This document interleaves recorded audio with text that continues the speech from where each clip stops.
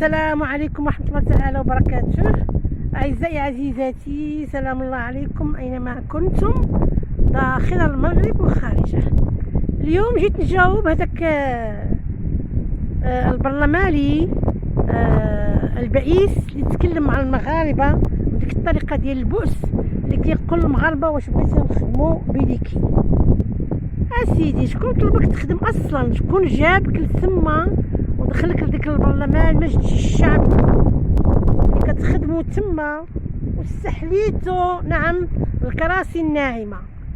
راه البرلمان يا سيدي كنتيو كتجريو وتعاودوا باش تخدموا، لكن ما وفيتوش بالوعود ديالكم، فهمتوني؟ دابا الان تدافعوا بشراسه على التعويضات ديالكم. بغيت نقول لك اجي تشوف، خصكم في الحقيقه يكون عندكم البرويات ديالكم في هاد الجبال، فهمتي؟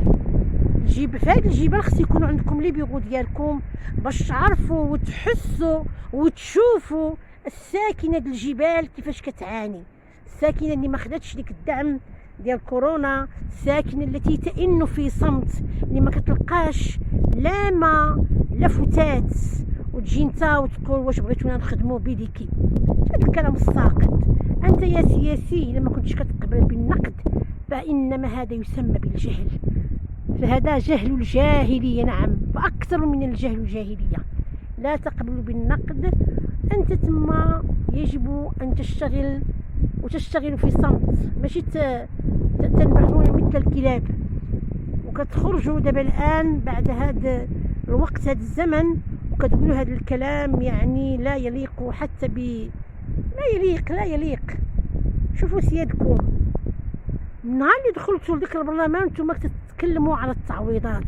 كيف يعقل وزير سابق أستاذ جامعي سابق يخرج وكيقول بأن هي معاشات البرلمانيين هي فقط مسألة تقنية؟ واش هذاك الوجه ولا واش عندكم الوجه تكلموا بهذا الكلام هكذا؟ سي عثماني تيقول لك بأن المغرب أحسن من فرنسا، سير شوف البرلمانيين الفرنسيين واش كيطمعوا في المعاشات. البرلمان يا سيدي هذيك مهمة وخصك يجب أن تنجز جميع الإنجازات التي وعدتم بها، وبعدين آخر المهام كتقدم لكم حفلة شاي، نعم، وطبعا واحد الهدية رمزية. شنو دابا نتوما واش هاد نادي الامتيازات اللي اسستوه لأنفسكم وشرعتوها وعملتوا لها تشريعات ديال السرقة والنهب كتاكلوا فيها فقط السحت، ما موجوداش، ليست ما موجوداش، لان لقيتوا الشعب ظريف. وهذيك المعاشات اللي خصكم تكلموا عليها، هنا كنسول كنفتح قوس وكنقول السي العثماني هذاك ملف المعاشات المدنيه اش عملتي فيها؟ شنو عملتي فيها؟ شنو هما التوصيات اللي كنتو قلتوا بانكم غتفتحوا ديك الملف ديال التوصيات؟ ما فتحتوهاش، والان كتكلموا على انفسكم. يعني جيتوا نتوما يا اصحاب الكونغو، يا اصحاب البصاره، تتكلمون الان بهذه الطريقه. اش ما معناها؟ هذا جهل، ما لقيتوش اللي يوقف لكم يعني سدا معنيا، لا افكار لا برامج لا شيء. هنا خص تكون عندكم البريات ديالكم في هذه الجبال، نعم، باش تحسوا بالمواطن، باش تحسوا بالفقير، باش تحسوا اللي ما واخد لا دعم لا جوش، يعيشوا بالبساطه ويعيشوا فقط من حتى الفتات. حتى هذا ما عملتوش الخير لا في بني ادم لا في حيوان. والله هنا الحيوان يئن الحيوان يموت بالجوع وبالعطش، فهمتوني؟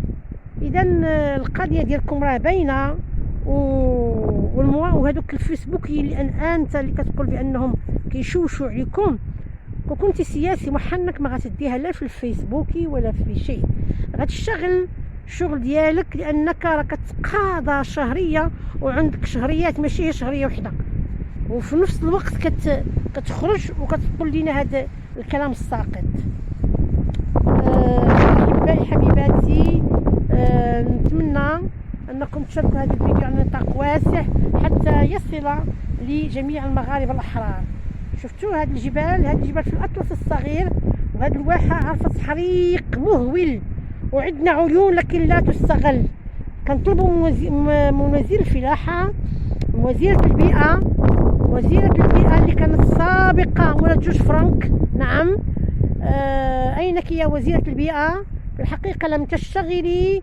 اين هو الضمير؟ نعم، هنا نورمالمون خصها تكون الطاقه الشمسيه وتكون مسالك طرقيه. نعم، اذا اينكم؟ والو، ما كاين لا عمل لا حتى حاجه، فقط كلام.